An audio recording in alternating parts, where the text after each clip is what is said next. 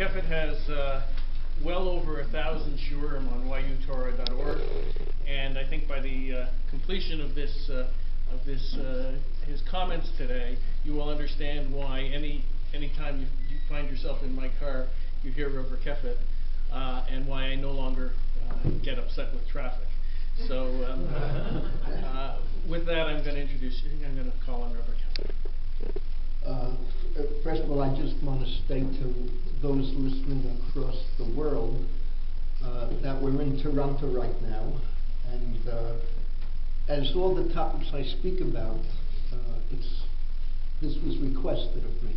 It's not a topic I would like to speak about in public, and it's more to a closed audience, but it's dealing with a very real problem. Do you hear an echo? Are you hearing me well, or you hear an echo? Oh, you hear me well. Okay, so I hear an echo, but that's okay. If we don't have good rebbeim, good malamdim, good rabbis, the Jewish people have no future. There's a very fascinating Gemara. It's two places in Shas. I'll quote to you from Moed Katan Daf Yud Zayin Amud Aleph. Omer Rabbi Yochanan, my dichtiv. It's a pasuk in Malachi. Ki siftei kohen yishmeru dat v'torah yivakshu mipihu. Ki malach Hashem tzvakot hu. And the Gemara comments, Indoma harab l'malach Hashem yivakshu Torah mipihu. V'im lav al yivakshu Torah mipihu. And the fabulous Gemara, a Rebbe has to be like an angel. So first of all, you can look into Rashi. On the elementary level, it simply means if you have a Rebbe, if you have a Mamlamed who's a disgrace, whose behavior is not upright, then people will say, how can I observe Torah if this is the example? Corrupt, degenerate, takes graft, sexually degenerate. And you look at a Rebbe like that, absolutely.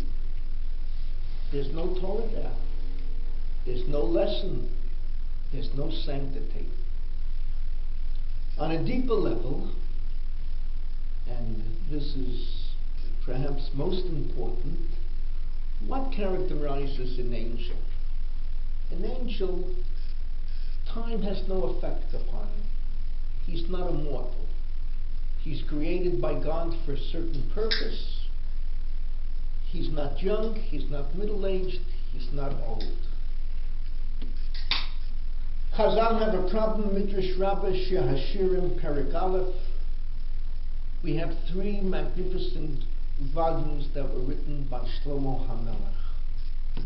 Shir Hashirim, Mishlei, Kohelet, and Chazal want to know when they were written. And there's a machloket, you can check it out. But the dominant opinion is like Rabbi Yonatan. Rabbi Yonatan Omer, Shiashirim katav techila v'achakach mishlei v'achakach kohelet. And the Medrash Rabbah goes on to say, we learned this out, it's natural, a person in his youth, I'm quoting the Medrash now, Shir Hashirim. Youth, interpret Shir Hashirim as you wish, but the basic element in Shir Hashirim, the simple pshat, is a magnificent love story of a young lady and a young man. At times the young man is chasing the young lady, at times the young lady is chasing the young man. I can comment on that. Those of you who know my Mori Rebbe Rav Soloveitchik's drasha in Chamesh, the drasha he gave. I was in the audience, 1956. It was the 8th anniversary of the State of Israel, and the Rav gave an unbelievable drasha in Yeshiva University on Kol Dodi Daf Feit. You can comment indefinitely. But the simple pshat is, it's a love story in a person, young, that has to captivate him. Person gets older, he gets wiser, and in middle age, someone turns 40, 50, they already have mishlei, they can give you advice, they've been through life. In ancient Chinese, they haben seichel. Underline the word seichel. And then you get older, and you become, a little bit sarcastic, a little bit cynical, and that's Shlomo HaMelech in his old age, Kohelet, Masha Haya, Hu Sheyiyeh, whatever it was, that will be. If we lived like that in our young age, we wouldn't be here today, if you understand what I'm saying. There wouldn't have been a Rav Soloveitchik, there wouldn't have been a Lubavitcher Rebbe, Masha Haya, but you get older, Ein Chadash Tachat HaShemesh, there's nothing new. Now there's a great challenge. Could you imagine a Rebbe, and I just finished in the Kollel, 2 weeks ago, a week and a half ago, I finished 56 years of teaching Torah in the classroom. And as I travel, I meet students going back 50 years, 40 years, 30 years, 20 years, etc. So could you imagine if I had a period of Shir HaShirim, I was a Mizrahiite. Later in life, Mishlei, I became an Agudist. And in my old age, I'm an Torah Katanik. So I'm meeting students yelling, shouting, cursing, fighting with each other. The Rebbe said this, the Rebbe said this. So I'm proud to tell you, Baruch Hashem, my gestalt has been the same since the day I walked into Mori Rebbe Rav Soloveitchik's class when I was a mere teenager. And I'm proud to say I raised students 50 years ago and 30 years ago and a few days ago with essentially exactly the same outlook. And the secret is you have to be a malach. What does a malach mean? I said it a moment ago. Time is not a factor for a malach. To be a Rebbe, you have to live Shir HaShirim, Mishlei, Kohelet, at exactly the same time. If you're not capable of doing it, then go into any other profession under the world. I don't want to embarrass anyone. Be a doctor, be a lawyer, be an accountant, whatever you wish. But not a Rebbe.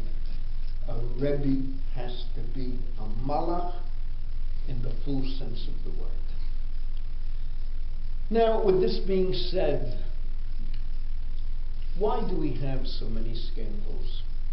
Well, I'll explain why in a moment, in my humble opinion. But we have to understand, you have to work constantly on keeping your spiritual dimensions great, alive, dynamic. There's an unbelievable Gemara in Bracha, Daf Chavtet Amud Aleph, Al tamin bi'atzmacha ad yom motcha. Shaharei Yochanan Kohen Gadol shimesh b'kohuna gedola 80 shana ulesof naseh saduki. Don't have confidence in yourself until the day you die. Who knows what can happen in life? And I've seen it. Yochanan Kohen Gadol, chief rabbi, turned 80 and became an apikoros. And no one can sit back on his laurels. I'm a Litvak, I'm a nice few hundred years old spiritually, but I was privileged to see, to live, to feel, to experience, to research. I'm a Litvak. And I'm a firm believer a Jew has to learn Torah constantly, ongoing, keep you alive spiritually. But why do we have such problems today? And here we come to a truism that all of us struggle with. The day that Moses Mendelssohn left the ghetto in 1762, we have yet to solve the problem. How can we live as Jews in the big world beyond us? How can we live as Jews in the big world beyond us and raise 99% of our children to be willing to follow in our footsteps? And I quote Mori Rebbe, those of you who have studied with me or study with me via the internet, I quote this 1,000 times over every year. Whenever I say Mori Rebbe, I mean Rav Soloveitchik, who was my Rebbe Mupak. I knew many Gedolei Yisrael, but in my classroom, the Rav sits on my side. Ger b'tosha v'anochi imachem. Avram Avinu says to the Hittites, sell me the Morat HaMachpelah, sell me Kiryat Arba, but ger b'tosha v'anochi. On one hand, we are Jews. What does it mean to be a Jew? Shabbat. The world observes Shabbat. I grew up in an Irish, Italian, Jewish neighborhood, a third, the old Bronx. And we had good relationships with the Irish until they got drunk. The Italians, we had a good relationship all the time. They had very good values like Jews. It was an amazing thing as far as family goes and drinking goes, etc. But their Sunday was unbelievable. My next door neighbor went to church, caught a mass at 9, 10. He's home within the hour. That's it. Stretches out in front of the TV for the football game of the week with pretzels, with beer. There's no concept of a Shabbat. Kashrut. A guy can travel all over. Today, you're right, it's a different world. I have to say, my students don't know what it was like 50, 60 years ago. You travel out here. B'nai Akiva goes on a hike, Cholamoid Sukkot, Cholamoid Pesach. Immediately you have to say, what will we eat? What will we eat? Today I was at the other end of the world in Australia, and I was getting kosher bagels, kosher jelly, kosher peanut butter, Gelepta Chashishatag, if you recall your ancient Chinese. We lived well in Cairns, Australia. But we're different. Our sexual standards, Tarat Mishpacha, and all that goes with it. Go and explain it to Bill Clinton. You think you have a chance? Send him flowers from Jennifer on Friday, the covered Shabbos. Think you have a chance? It's don't get me sick. I mean, Obama, al pi din, you are not allowed to live in the United States today. The only country, there are 3 reasons you're allowed to live in Chutz La'aretz. You'll check me out, Larry, arrange your shir in Hilchot Malachim. They should see the 3 reasons. Let's say you have to live outside of Israel to make a living. All right, Siken Zayin, I don't believe it, frankly. I never made a living in Israel, and you see, I'm surviving. I'm not a youngster, and Baruch Hashem. But let's say you have to live outside of Israel to make a living. The only country you would be allowed to live in is Russia, Putin's Russia. Putin still believes in the Sheva Mitzvah B'nai Noach. He's against same-sex marriages. Give him credit. You're living in America? I challenge anyone to show me how you're allowed to live in a country that tramples the basic commandments of human existence. The Gemara in Chulin, I can't go into detail. Gemara in Chulin, but the Gemara in Sanhedrin. Let me come back here, I get sick. So you see, we're very different. And willy-nilly, by the way, the Rav taught me that. Al apenu b'chamatenu in Matan Hebrew, willy-nilly in English, which I don't understand, but it means whether we like it or not. We're influenced by the big world around us. Now, the big world around us has a very simple message. Western world, life, joy, wine, women, song, money. Live and be merry. Tomorrow we may die. And who gives a hoot about yesterday? And remember, anyone who believes in same-sex marriages, and soon I'll be arrested for mentioning, oh, this is Canada, I don't know what your laws are here, but in New York City I could be arrested already. For a doctor, a son of a doctor in Israel with a long beard, tzaddikim, spoke out against same-sex marriages last week, 2 weeks ago. Some of the doctors filed charges against him, from North Tel Aviv. It didn't get very far, but they filed charges. So, you see, when you have that attitude, there's no yesterday and you don't care about tomorrow, by definition. We're Jews. We're so different. We have so many other concerns, but the Western world eats away at us. And you see, what is Western civilization? Ultimately, man worships himself, not God. You're the arbiter. You decide. You dictate. Your standards are what counts. Now, by the way, this was already 160, 70 years ago. Alexis de Tocqueville. Anyone here a social historian? Does the name mean anything to you? When Alexis de Tocqueville, he was a Frenchman, visited the United States before the Civil War, he wrote an entire critique of democracy, and he was very insightful. And he spoke about the fact that in democracy, anyone here my student I can pick on? Anyone? Who do I have? Where's Leigh Bynes? Didn't he tell me he was coming? So you see, when Leigh Bynes went to, he said he was coming to this lecture. I tell him maybe he meant tonight. Tonight's a different type of lecture. It's a shiur. That's cool. Leigh Bynes is sitting here.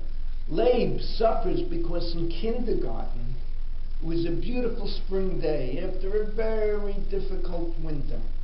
And the teacher said, "Children, what are we doing today? Should we go to the zoo or the library?" And they voted 24-1 to go to the zoo. Leigh voted to go to the library. He still has to go to get psychological help into today how those children make fun of him. And you see, this eats upon us. So, a Rav is a human being, is a mensch. He's not a malach. By the way, I have to apologize. My native Torah language is Yiddish. So you'll say, how does a third generation American, my parents were born in Harlem, how do I come to Yiddish? Those of you who have read my 7th book have the answer. Studied my 7th book. You didn't have to study it from Washington Avenue to Washington Street. 7th grade on, my rebbeim were survivors. I'm only sitting here thanks to a gentleman named Sempo Sugihara, Seichet Tzaddik Livracha. And 7th grade already, I had Rav Gershon Yankelovich, 8th grade, I had Rav Henich Fishkin going to I would later be on the same faculty with them at Reitz. And there, they could only speak Yiddish, and we could only speak English, but our hearts met. So if I break into Yiddish, just remind me, I'll translate. So you see, a Rav is Zeichet a mensch, Zeichet a basar v'dam. He's also meat and flesh. And he's influenced, And then life has this power that, as a Litvak I'll say, if you're not learning Torah, those of you that are Chassidim would say, eben geht nicht zum Rebbe if we don't go to the Rebbe. You know what happens to you? You become a Mordechai Kaplan. How many of you, I gave Mordechai Kaplan a lift in my first car in Israel, early 70s. I had gone Lenachim Ovel to the conservative rabbi where I was the Orthodox rabbi when I still lived in America. And he had also come in Aliyat, Theodore Friedman, he was a Yeshivas Wisconsin graduate, but from that era everyone became a conservative rabbi or a reform rabbi from all the yeshivot. We all suffered. So Mordechai was raining and I had to go teach in BMT, and Mordechai Kaplan lived around the corner from BMT. So I remember I gave him a lift and he shows me, he takes out his fringes. He says, "You see, I also wear fringes." So I told him, I know that, Professor Kaplan, but we wear them for different reasons. I wear them because God commanded me to. You wear them because of Judaism as a civilization. That was his famous book. And he was all excited that I knew his book. But you see, what was Mordechai Kaplan? He wore tzitzit out. Shabbos morning, he tied the handkerchiefs around his neck ceremoniously. Everyone should see. But God didn't exist anymore. It was Jewish civilization.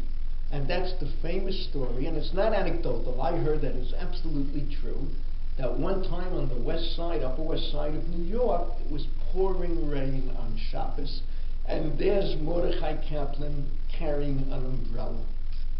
And someone stopped him and said, "Professor Kaplan, You wrap your handkerchief around your neck. What are you doing with an umbrella? And he said, for a civilization, you don't get sick. So you see, you can practice Judaism and put on tefillin and daven. Doesn't change your heart, your gestalt. You're just, I'll use Rakeffet's language, it's pretty sharp, but I've used it quite successfully. Think about it. You become a monkey putting on tefillin.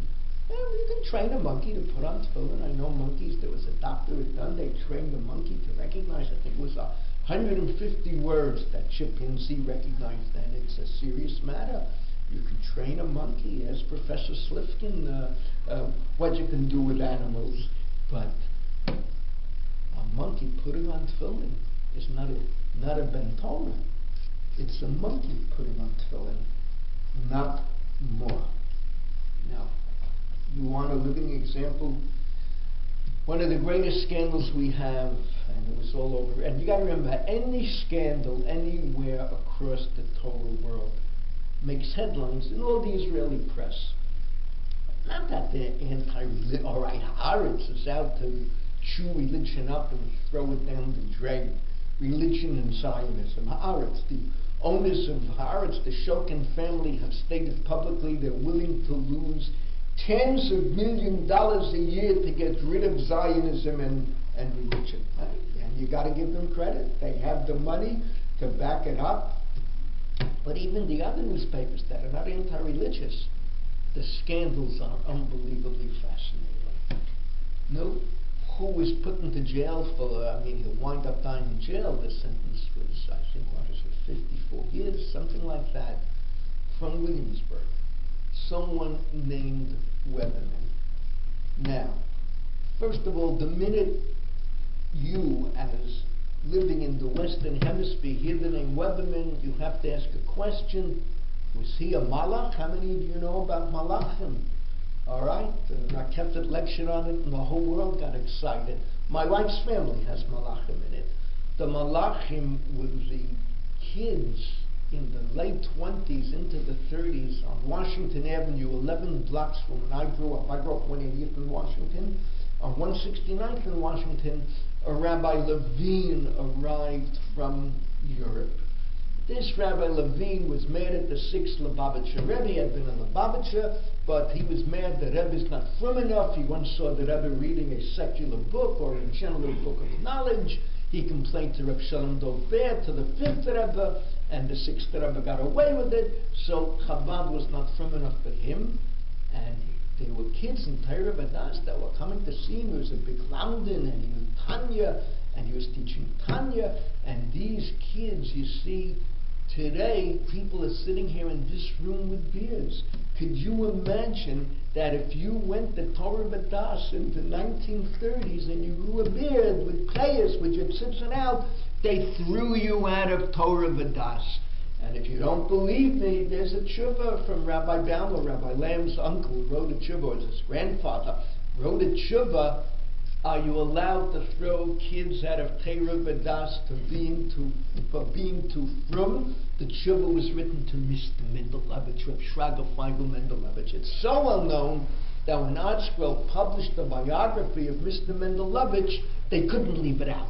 And that's an achievement, that ArtScroll could not color or discolor the history of Torah. Their other books are great when it comes to history, sheker, and it's very sad because they commit intellectual murder of great people, leave them out, misrepresent them, etc. But that's for a different time. Ask Rabbi J.J. Schechter a lecture on that.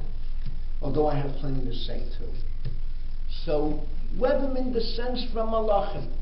Today, what the Malachim do, what the Malachim did, the way the Malachim live, Baruch Hashem, every kid in YU, every second kid who's serious in YU lives that way. Today, there was Hespedim in YU. We celebrates the first yahrzeit of the founder of Torah for the Western world in Israel, Rabbi Moshe Horowitz, Mighty Horowitz, if you recognize the name, the founding dean of BMT, and We had 4 speakers that night in accordance to when you knew Rabbi Horowitz. So the first speaker was Rabbi Zev Lev. The second speaker was a guy named Aaron Rothkopf, who knew Rabbi Horowitz already from 69 on, when he was still named Rothkopf. The third speaker was David Miller. The fourth speaker was a Talmud, Danny Bella. So Danny Bella, he's a very well-known Rebbe today in Ranana, speaks beautiful Hebrew, but in his shul, if you speak anything outside of English, and they allow French now, I understand. French and English classes, not a word of English. I was there Shabbos, one scholar in I couldn't believe it, not a word of Hebrew, not a word of Hebrew. So Danny Bella gets up to speak, and he was fabulous. And he says, I'm a Baal Tshuva from England. I came to Or Sameach, and then I heard about BMT, that they're terrific classes there, and I switched to BMT, and he says, I walk in the first day, and they tell me, this is a very good class. Rabbi Rakeffet, he comes into class, and he says, Rabbi, short sleeves, no beard, no payas, no tzitzit. That's a rabbi. And then he said it was even worse. After class, he went into the base manager and said, that's Rabbi Lichtenstein. He's going to give a shir in the kollel in about 10 minutes. He says, short sleeves, no beard, no payas. That's a rabbi. So, today, Baruch Hashem, you can have a beard and payas, but the malachim were ahead of their time. Now, whoever made the sense from one of his grandson, one of the famous malachim. No, ladies, pardon me for saying this. They say he smudged his glasses when he walked out on the streets of Williamsburg. This is something new. I mean, this is beyond comprehension, but I guess if you have separate streets for men, for women, separate buses. God created a world with men and women. God created a world with pigs and cows. You have to learn how to differentiate. You must learn how to live like a normal being, not be a sexual fiend. I mean, so he would walk with smudged glasses. It's something in Williamsburg they tell me. You can buy them. He shouldn't look at women. No, I don't have to go further. What the man was sent to jail for more than 40 years, and you got to give all the credit to that woman that young lady who came forth and testified. All the credit. So we have terrible, terrible problems. Chilul Hashem from one end of the world to another. Sexual problems. Monetary problems. My daughter, some of you know my eldest daughter, is very, very famous. In two of my books, Rabbi Lau, whenever I met the chief rabbi, he would call me, Ata Abba Shel Hato Enetena. You are the father of Te'ina. When my books from the Rav came out, I told Te'ina, unfortunately for you, you're going to become my daughter again. Watch. When they meet up, Ata Rav Rakeffet, Akabat Shel Rav Rakeffet. My daughter is famous because she was the first one to pass all. I can't go into all details. She was teaching at Torah, working for a master's at Hebrew U in English literature, and there was an ad that new program was beginning to train women to be rabbinic pleaders. And she had just gone through a lawsuit in her building where everyone was from about expanding, and it went through the Batei Dinu, and then there was an appeal to the Supreme Rabbinic Court. So she was interested. It said if you're a college graduate, religious, and know how to learn a Daf Gemara, this program is for you. So she was the first lady to pass all the exams in Choshen Mishpat and Ebenezer and get hasmacha from the chief rabbinate. She's been practicing for many years. Then she went to law school. She's on the bar. Of course, in Israel, you have to be able to go into a Beit Din and a Beit Mishpat. Beit Din is the get, but many times Beit Mishpat are the financial arrangements and all that goes through a divorce, lo aleinu, where the only winners are the lawyers and the accountants, and the children are the ones who suffer. And believe me, I have seen that in depth. So, my daughter told me years ago, she said, you know who the heck this Metzger is?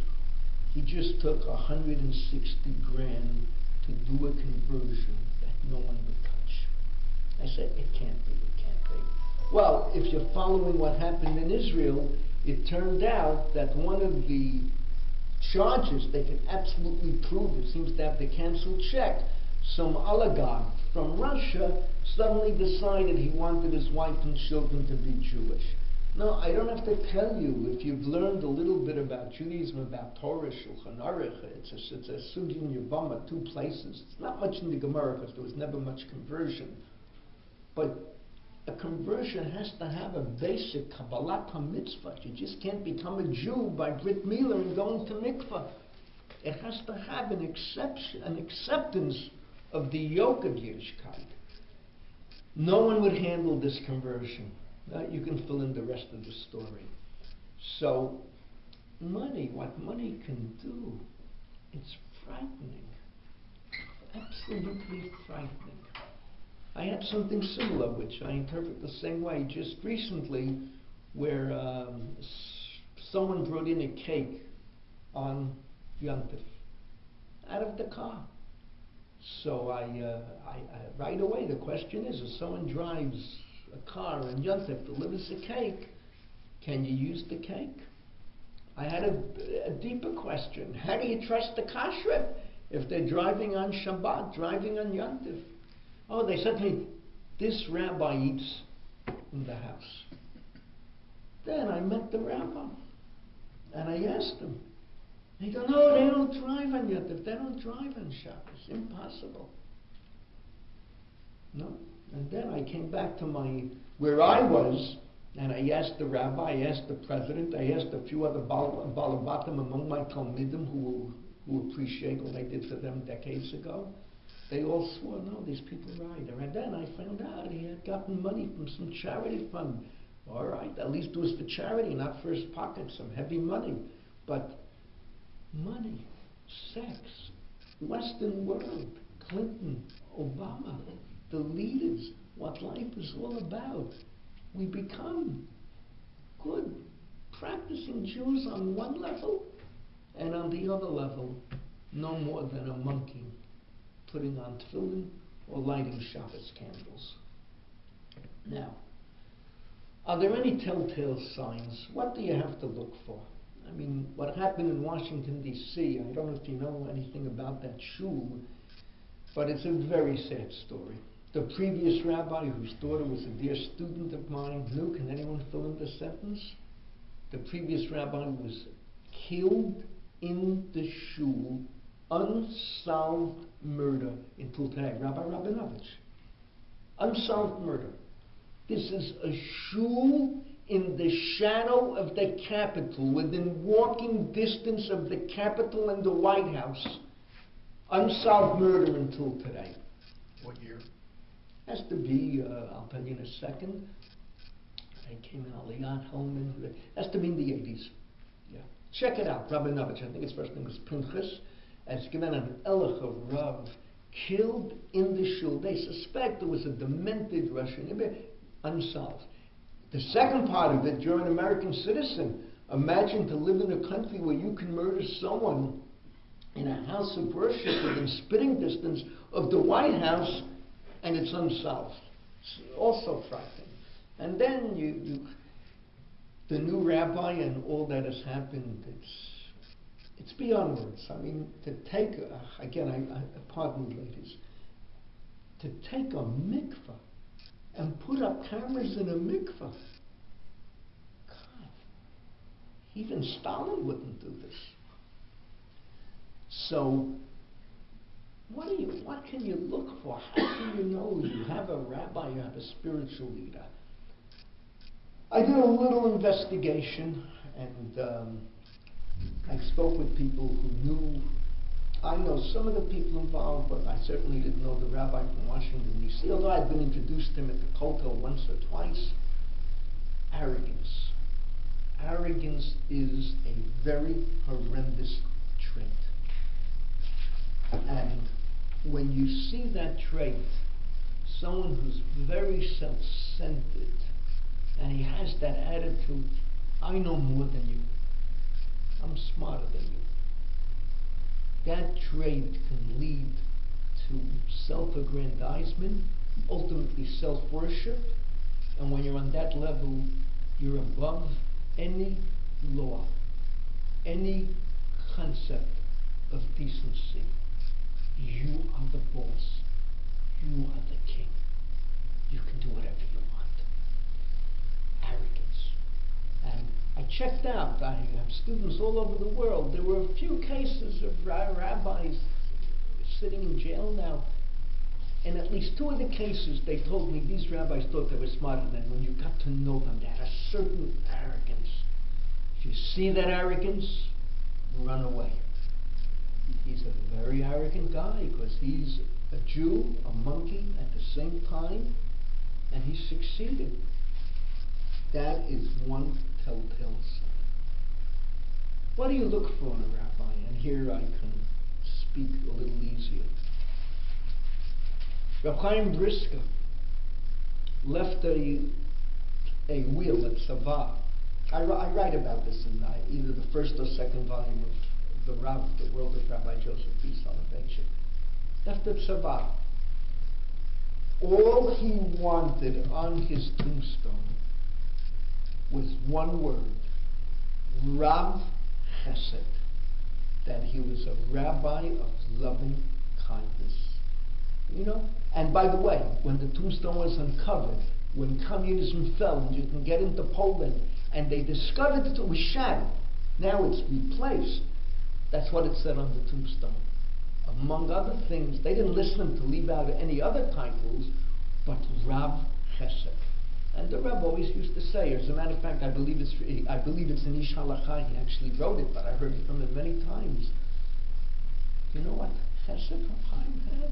Think of this in today's circumstances, what's happened to our world. Enlightenment, brisk or Bresk-Litovsk as it was known in Polish. In Brisk too there were problems. And occasionally an unmarried girl got pregnant. They came to Rav Chaim. He would give the family money for the girl to go to a different city and come back a year and a half later, have the baby, and she could come back and say, I was married, got divorced, something was wrong, my husband went to America, went to Canada. That's chesed. That's chesed. That's Rav Chaim. In my most famous book, my second book, which just came out in the 4th edition, OU, pardon me for talking about my books, but there is some good material in them. The Silver Era, the Rabbi Eliezer Silver and his generation. So Rav Eliezer Silver describes, he came into Rav Chaim's clois in Brisk, where Rav Chaim sat all day and studied and taught and answered questions and developed ideas, and students sat around. And one time he comes in on the bench, right at the entrance to the room where Rav Chaim is sitting, a beggar is stretched out sleeping with his feet up, the works, and Rav Chaim wouldn't let anyone wake the person up. That's chesed. Beggar, Rachmanis. Tell you what happened to me. B'didi haviyut, it happened to me.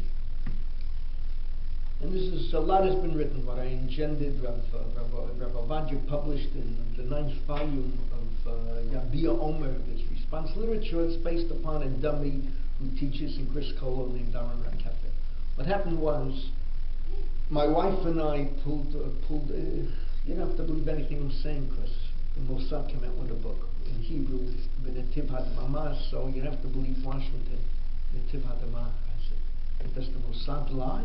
You can think about that. My wife and I had a unique mitzvah, which no one in this room has. Redeeming a Jewish family, Pidyon Shvurim.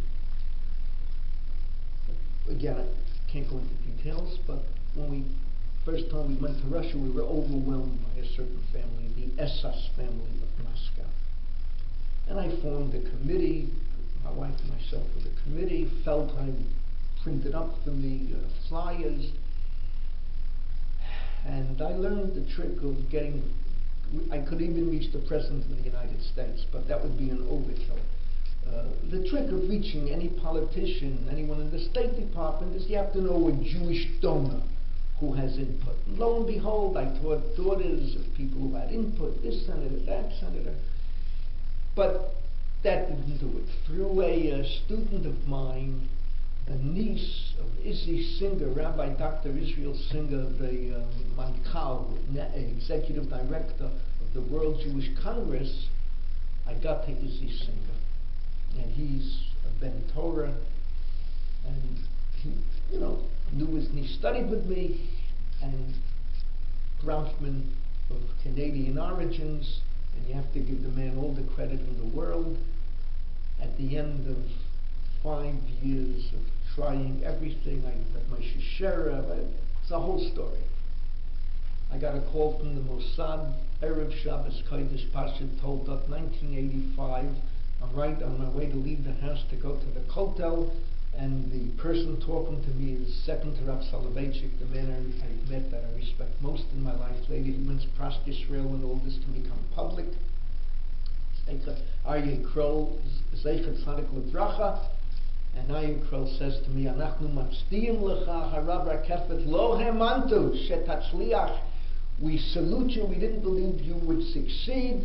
And he said to me, Bronfman is getting SS out. And it has to be said to Bronfman's credit, Zichrono L'Bracha, there was a multi-$100 million deal on the table with the Seagram selling the Stolchenaya vodka from Russia, and with the deal he made one additional condition: the SS family has to be released. And all right, when that happened, my stock went up, and Chabad, the head of Shamir,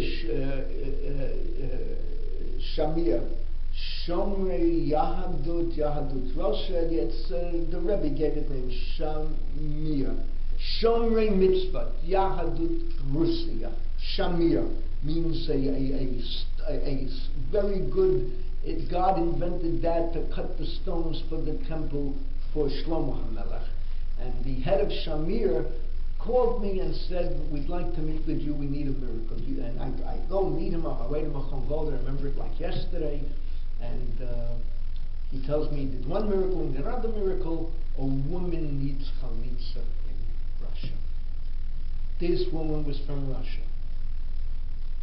She comes to Israel and she marries an older gentleman, and they have no children, and he dies. The brother has to give chalitzas behind the iron curtain. Without going into details again, I made contact, I did what I could, but the head is working. I'm giving a shir in Griskola, looking at a Talmud of mine who I remember until this moment. I read about it in Washington. I was looking at him, Rabbi Benjamin Blau in Cleveland. His father was my chaver. Benjamin Binney was one of 3 Blau brothers I taught. And looking at him, I said, I can solve the problem. Sveika. Trei Rube. What it means is very simple. Halachically, if you have one doubt and you're involved with the Torah law, it doesn't help. If you have 2 doubts, you can overthrow even the Torah law. I said, here we have 2 doubts.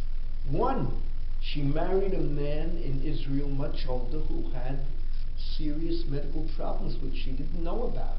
Had she known, she would have never married him. What rubric is that called? No, mekach ta'ut.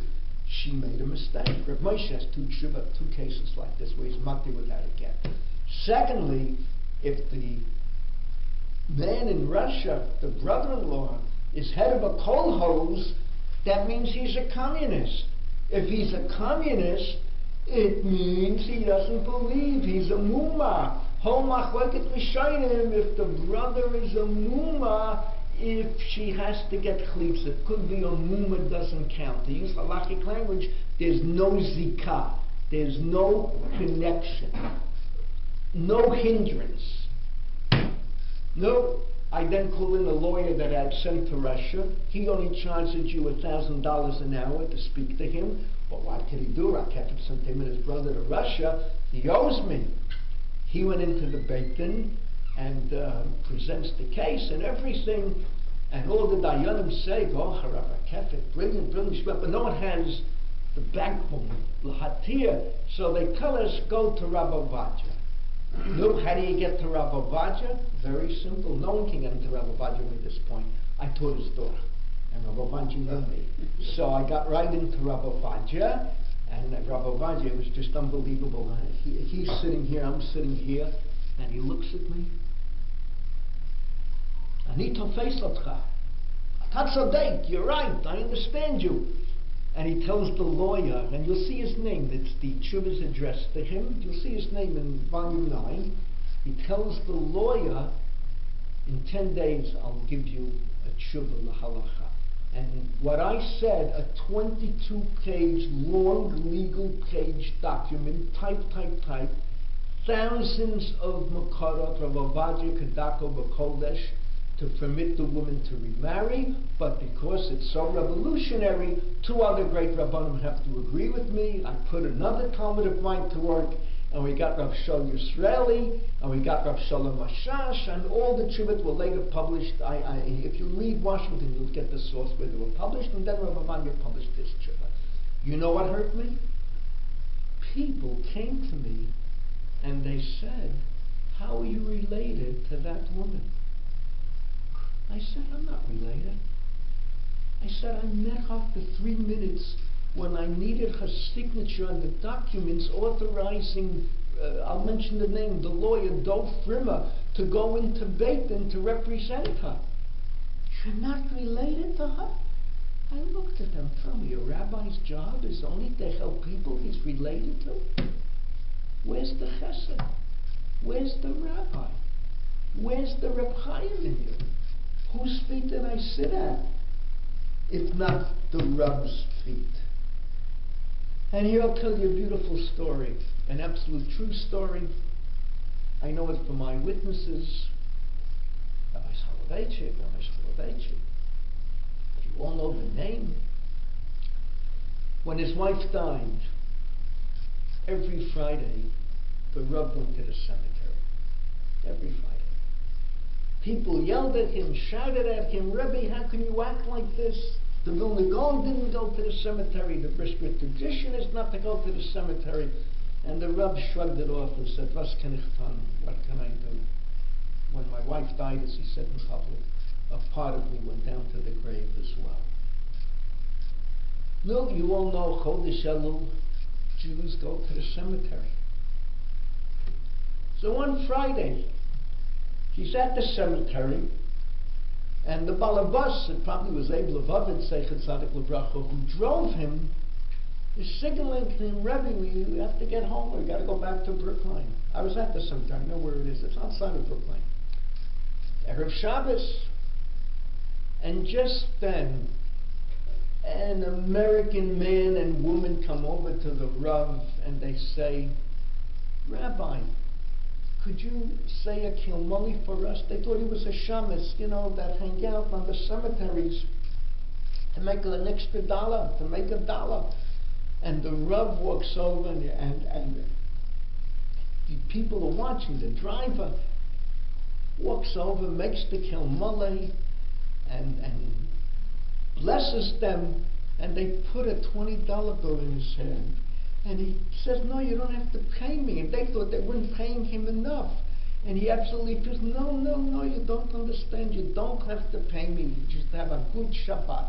You should know that later, the person watching all this contacted this couple. They were distant from Yiddishkeit, but he knew them. And he said, did you know who you were talking to? To make a long story short, Monday morning they came to Maimonides and made a very substantial donation in honor of the Rav. But it shows you a Rav, the humility, the humaneness, the decency. I couldn't be a rabbi. I couldn't be a Hasidic Rebbe. I have a very big title, the Maplewood Rebbe. Do you understand what I'm saying? You don't understand. I built the first Orthodox shul in suburban Essex County. Today the area is filled with Torah. Maplewood has an Erev. Go and dream what would happen. We barely had who had a minyan of Shemesh Shabbos, 62. I was there to 69. I went from there to the boat. I have in my office hanging the farewell invitation to the brunch the day before we went in Aliyah. And To be a Rebbe, you gotta have a good sounding Golistic name. You can't say you're the Yerushalayim Rebbe, that Tel Aviv Rebbe. But you gotta pick Handikava, some name from the Golis. Maplewood Rebbe sounds great. And I have many Chassidim. I can be a Rebbe very easily. The Achenberg would be not a problem. There's only one other problem. To be a Rebbe, you have to be able to listen to all the tsaros of Klal Yisrael. And you see, this is a Rav. This is what you have to look for. This is the chesed. Now, I want to go one step further. And I want to throw out an idea that is haunting us right now. And maybe I have a solution. So far, no one has reacted because everyone has vested interest, and I recognize that. How can we avoid these tragedies?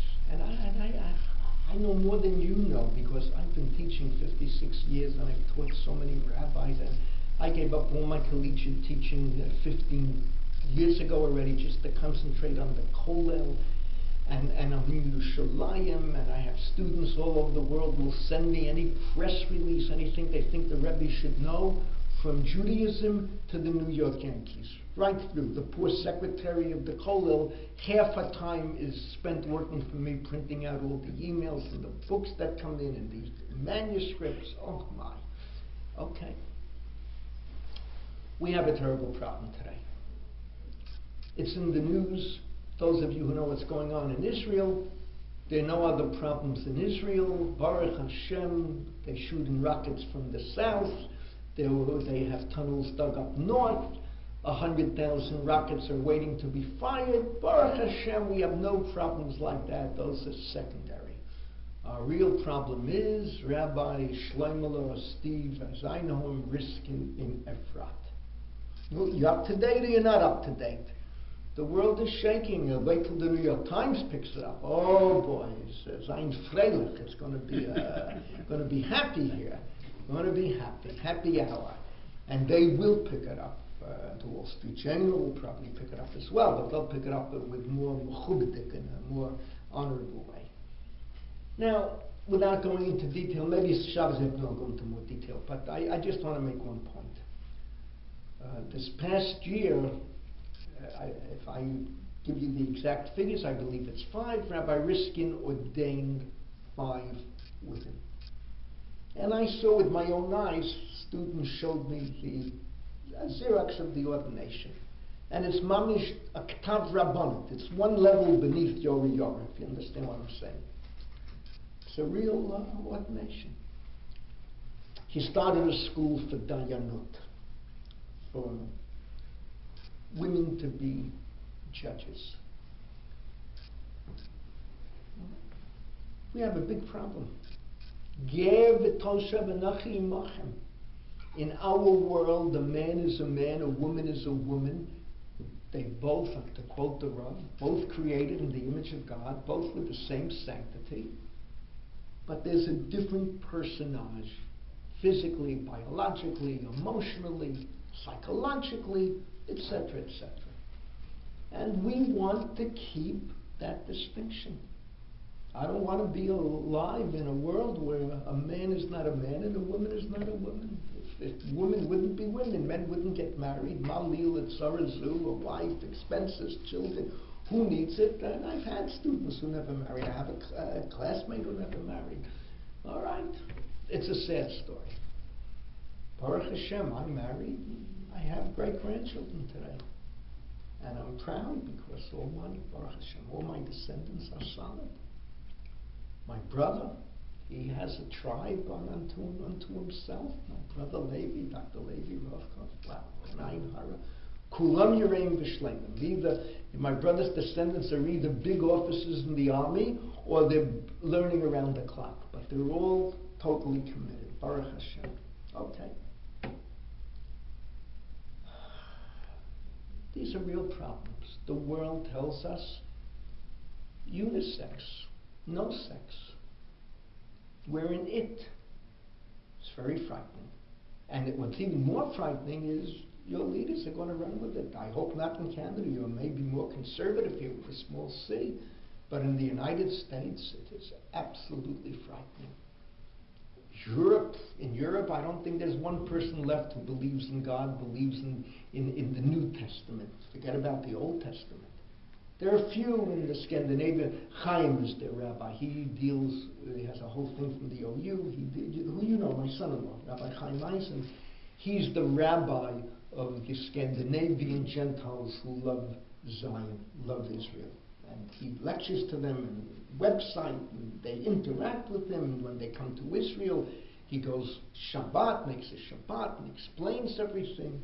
But outside of that handful, I don't believe there's anyone left with any religion. It's past tense.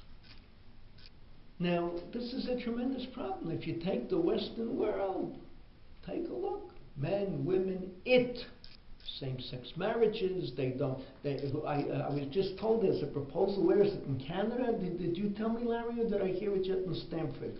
That on a birth certificate, someone is proposing they shouldn't write male or female because maybe the child will want to change his sex. Here in British Columbia. Unbelievable. We have a real problem. And it's affected our world.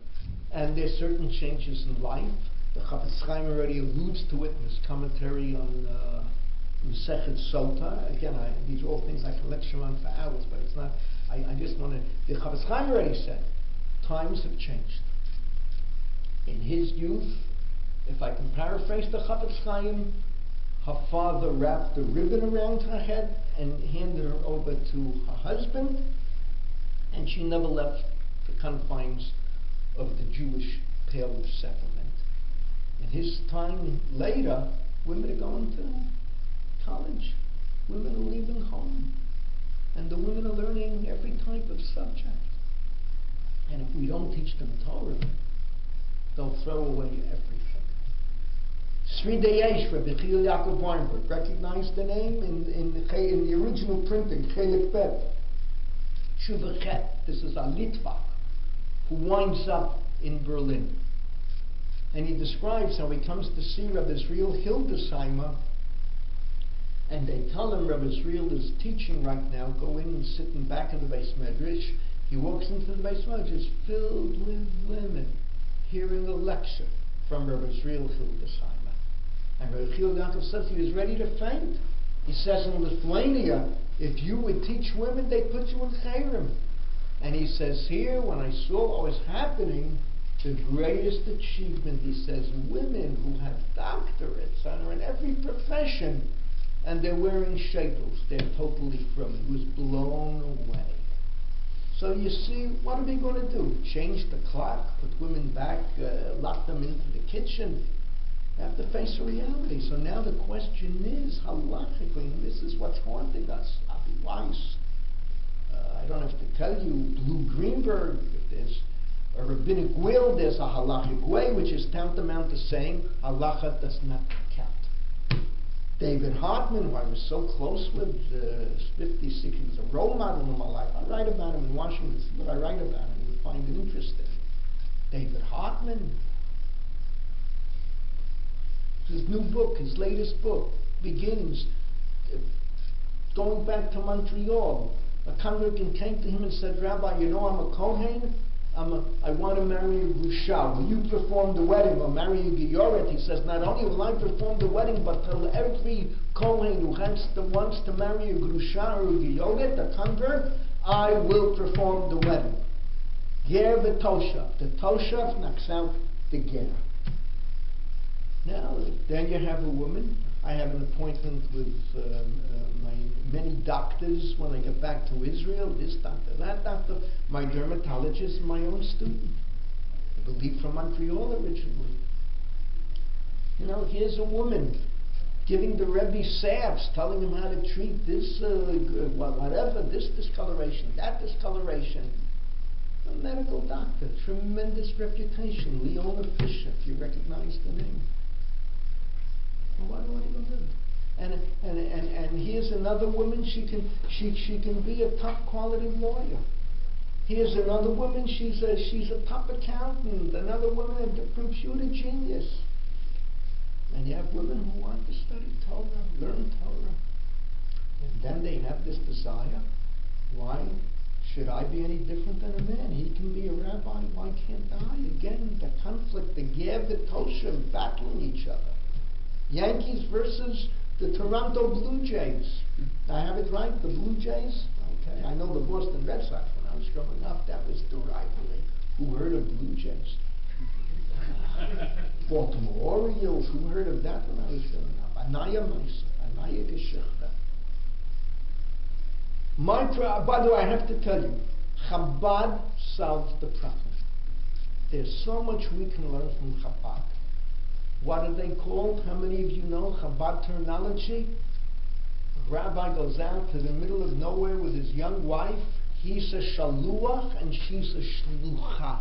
She has the exact same title. Sent by the Rebbe, not a shaliach. Shaluach. It's a very important difference in Hebrew.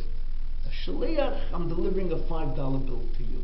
Someone gave me $5 to get here. Big deal. A shaluach, the Rebbe had mir geschickt to be makarev every last Jew in this forlorn neighborhood where no one knows that there's a Shabbat in the world. I have to bring you back to Yiddishkeit. And many times the woman, the shlucha, is more active and more vivacious and more famous and more successful than her own husband. Okay? They solved the problem. So I made a simple proposal on the basis of all that I've seen and all the tragedy and all the terrible things that have happened. These women, I would give them a title, Yoatzot Ruchaniyot, spiritual advisors. And on every shul, including the bayit here, you have on the staff, you have a rabbi, you have an associate rabbi. I said, whatever staff you need, it's a tremendous shul. I know, thank God, I'm not rabbi here, that's all I can say, so I take it seriously. What do you have, more than 800 families? Oh, gosh, I had, by the time I left Maplewood, I probably had about 60 families. I thought it was too much already. So, you have a woman on the staff. And rabbis should be enjoined from counseling women on a one-to-one basis. Do I have to give you a list of rabbanim, the scandals we have had? A woman's getting divorced. She's crying on the rabbi's lap. No, he's also a bus of the dam. He's also rabbi pot monkey. Ger v'tosha. Right or wrong? Women. Converts are coming to convert. And here I have to tell you, I told this to the Balabatim in Georgetown. Again, I taught some of their children, I taught some of them myself, I know some, Yishlang from all over the world. They said that the joke that went around the shul is that, gee, the only humans converting to Judaism are young, beautiful women. Understand what I'm saying? I said, so why didn't you raise that question? What's going on here? You're also at fault. You should have smelled, but I understand them. Abba, Talmud Chacham, who could dream? But nevertheless, where there's smoke, there's fire. So let me reiterate and conclude. That's a very serious proposal, and I've thrown it out once before in Hollywood, Florida, and I got absolutely no response. And bear in mind, the president of Rabbinical Council of America, Lenny Matanky, is my dear student. The executive vice president is my dear student, who I retain a very close relationship until this very moment, Mark Dratch, and no response whatsoever. Deafening silence. If I'll quote another dear student, Steve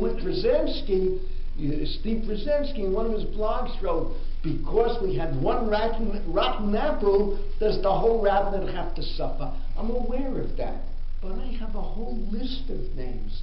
And why can't we give the women an outlet that no one will object to? You understand? We're not giving them the title rabbi, we're not telling them they can be Mesadra Kedushin, which is the least of the problems. But much more, we're not telling them they can handle a bait and forgerid. We're not telling them that they can be Masader Get, etc., etc. We're not telling them they can be Adam, but we're telling them they can do what they can within the feminine mystique. Got it? And it's not a contradiction. Yoatzot Ruchaniyot. I love it. Yoatzot.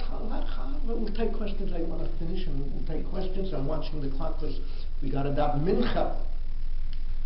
I want to make another point before I conclude and make this clear as well. It is beyond my comprehension how what we call modern Hebrew, and it's not pejorative but descriptive, the Haredi world, what you call, I think, the black world, the black hat world, whatever term you use. You shouldn't go to the police. Rabbis have to decide whether you go to the police when a teenage girl, 2 teenage girls, 3 teenage girls come and tell similar stories. And by the way, in the Mossad, I had all types of lessons in this on a different level. But we were told how to deal with what we're told in Russia. People always see things through their own prisma. But you take stories, you put them on top of another. What corresponds, you can be certain is truth. What doesn't correspond, you can interpret. But what corresponds, Rabbi, tell me. Rabbi, were you trained in sexual abuse and how to tell and how to describe and how to analyze? Were you trained in taking evidence from a victim? Now, I know in Israel, in our police forces, we have divisions of men and women, and now they have Harediyot. Now a number of women from Bnei Brak became police officers trained to deal with these cases. Who are the rabbis? I don't know. I would say, what are you bothering the rabbi for? Let him sit and learn. Let him be a lamdan. These rabbis must have great memories, because if I would be as busy as that, every shiler asked the rabbi, when the heck can you learn? I'm sorry, I don't know. There are not many Rabbi Lichtensteins in the world. Rabbi went through Shas from 14 to 16. He never went through Shas again, al Haseidah. He knew every syllable by heart till he took ill at the end of his life.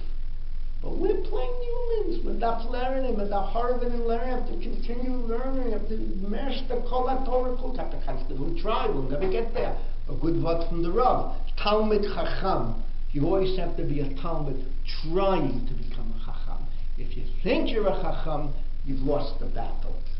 So please, go to the police immediately. I imagine in Canada, I imagine in New York, you have a trained police force, that they have a division that deals with this.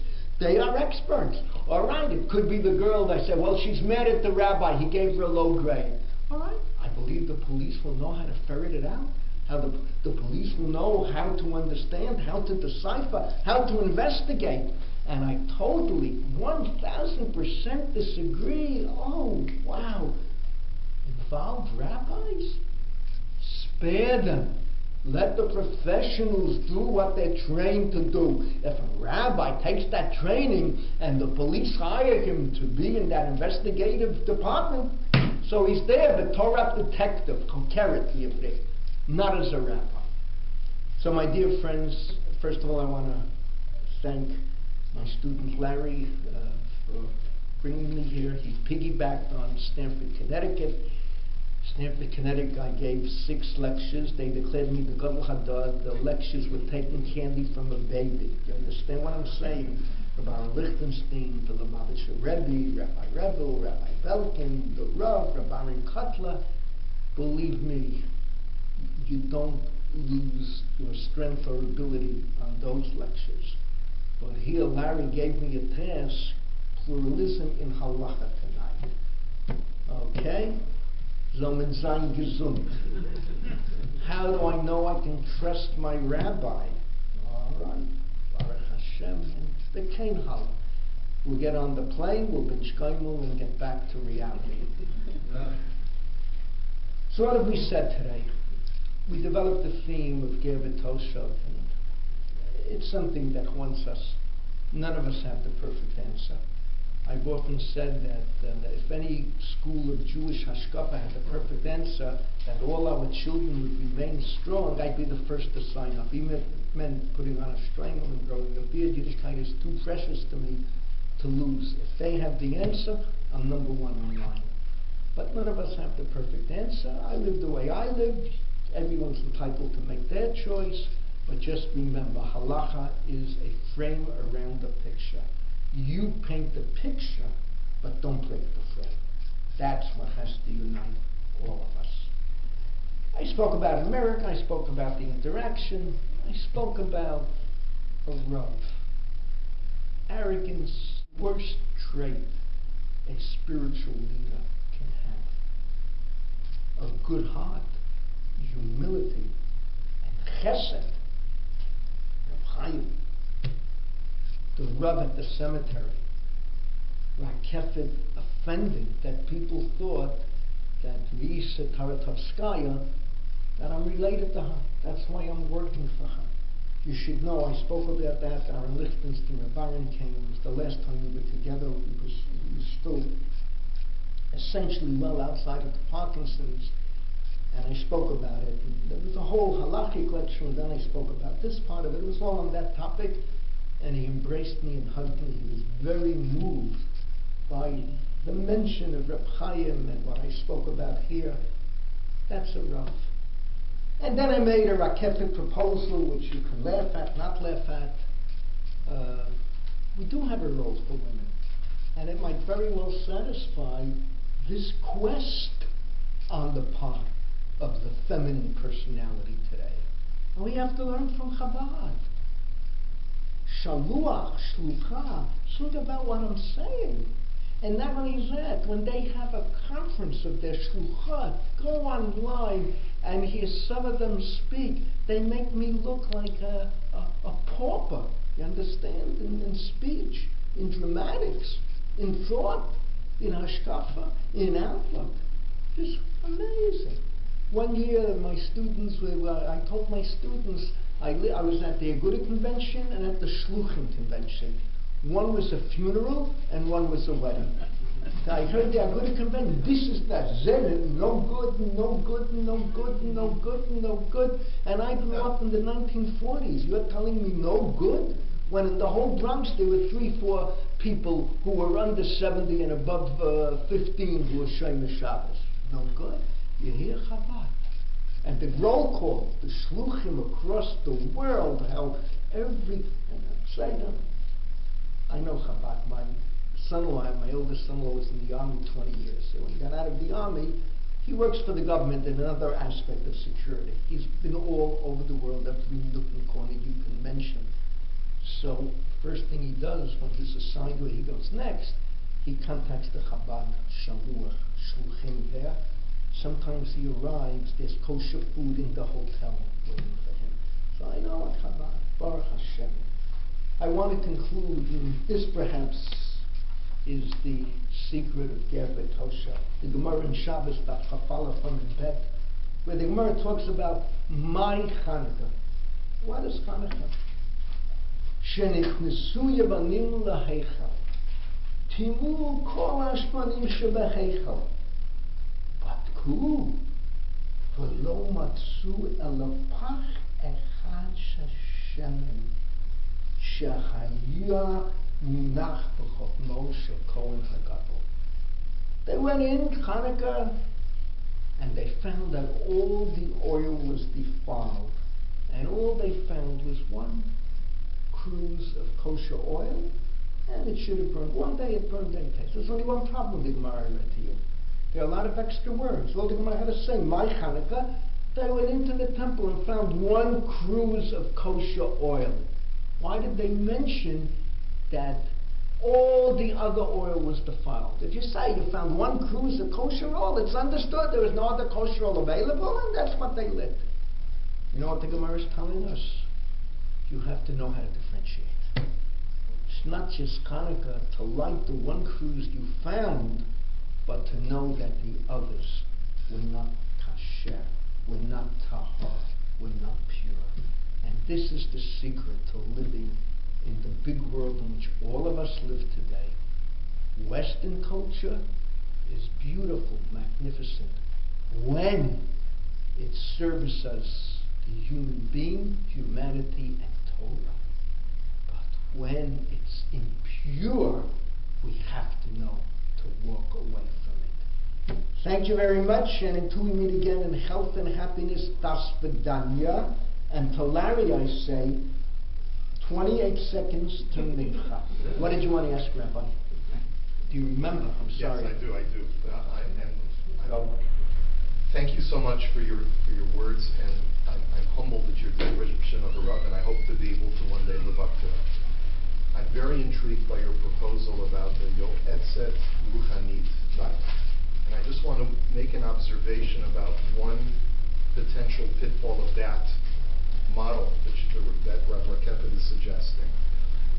When I was in smaller communities, I had a lot of relationships with conservative and reform rabbis.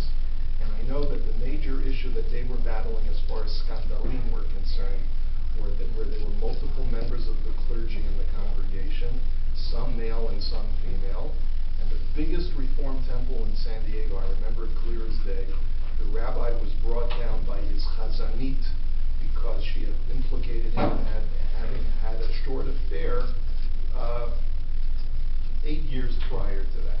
My point is that, and I don't have a crystal ball, but I can tell you what's coming.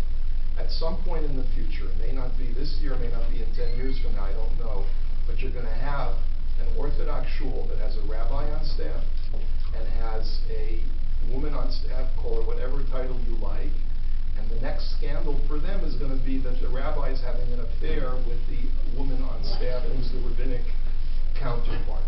And I'm just saying that the reason why Chabad is so successful is because they're married. Right. We have a rabbi and a Rebbitzin. When the Rebbitzin is working on all four pistons and she's her husband's partner, that's the most healthy, wholesome, and successful model. No, I agree with you. Listen, as long as men and women walk the face of the earth, we have a Torah. Why do we read in Yom Kippur everything about such indecent sexual behavior? It's Yom Kippur. So you know what the Chazal already say, because the Yetzer Hara ain't up in Trepus al Araya. But I'll put it this way. The list of rabbis I know who have ran off with women they were counseling. You don't have to go further. Los Angeles, you know what happened there? How many children he redeemed. Pidyon Haben.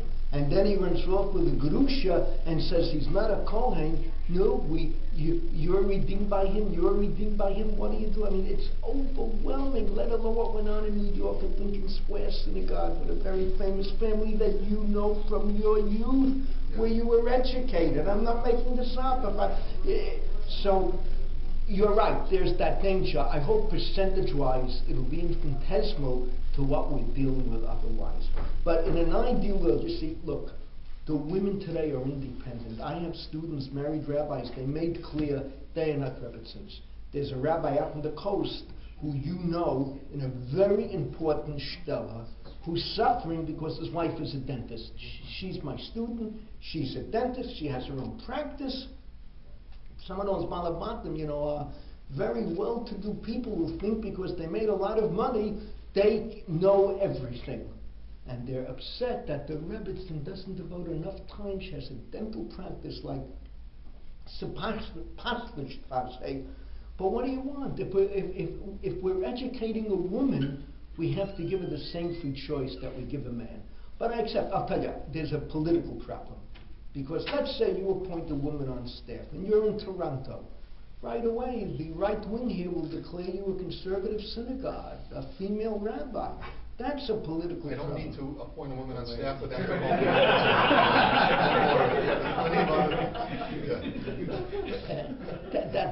But I want to end up. I want to tell you one story. You know that there's a Summit microphone. So I went into Summit. I know Summit. I know the people. I know Rabbi Yisrael Rosen. So I went in. I asked him, this, that, the other thing. I can tell you that Summit microphone halachically is not a problem, but it's a political problem. 70 years ago, the Rav, if you know the machlokes between Baltimore and Rabbi Soloveitchik, are you aware that in Baltimore there were Matim microphones? Yes, right. So that's Rabbi Levy. There were mate microphones. Today I say these microphones are mutter, but it's a political problem. So I was in a shul in Deerfield Beach. I got up to speak, 1,000 people there. The last 200 certainly couldn't hear a word. During the week they use a microphone. So I told the rabbi, he's a wonderful rabbi, I said, you have no problem putting in this summit system because your median age is 90 or over. That would haben Rachmanis, people who can't hear, or he kissed me, he never thought of that. So I hope they'll follow through, because it's a Rachmanis on people who want to hear Torah and don't have full hearing. And then you have speakers like myself who don't have a powerful voice after 56 years of yelling, shouting, crying, and laughing in the classroom.